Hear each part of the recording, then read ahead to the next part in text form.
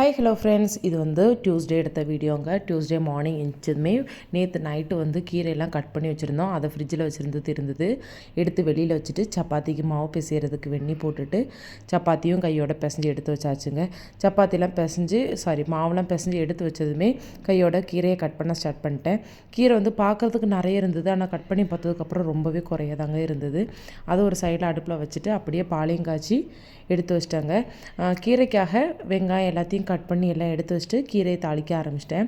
கீரை வந்து ரொம்ப கம்மியாக இருந்தது அப்படின்னால சிறுபருப்பு போட்டு தான் நான் செஞ்சுருந்தேன். கடைசி லாஸ்ட்டு பார்த்தோம் அப்படின்னா அந்த பருப்பு தான் அதிகமாக இருந்தது, கீரை கம்மியாக இருந்தது. பருப்புக்குள்ளே கீரையை போட்ட மாதிரி ஆயிடுச்சுங்க. நடுவில் போய் அப்படியே ஒரு பிளாக் காஃபியும் குடிச்சிட்டு வந்துட்டாங்க. குடிச்சிட்டு வந்ததுக்கப்புறம் கையோட சப்பாத்தியும் போட்டு பேக் பண்ணிடலாம் அப்படின்னு சொல்லிட்டு சப்பாத்தி தான் போட்டுட்ருந்தேன். மார்னிங் பிரேக்ஃபாஸ்ட்டுக்கு என்ன கொடுக்குறதுன்னு யோசித்து இட்லி செஞ்சுட்டேங்க. இட்லியும் பொடியும் வச்சு கொடுத்து தம்பிக்கு இன்றைக்கி முடிச்சிட்டேங்க. அதுக்கப்புறம் எங்களுக்கு எல்லாத்தையும் பேக் பண்ணி வச்சுட்டு நாங்களும் ஸ்கூலுக்கு கிளம்ப ஆரம்பிச்சிட்டோங்க. என் ஹஸ்பண்டுக்கும் எல்லாம் எடுத்து வச்சாச்சு, எனக்கும் எல்லாம் எடுத்து வச்சாச்சுங்க. ஓகே, நாளைக்கு பார்க்கலாம்.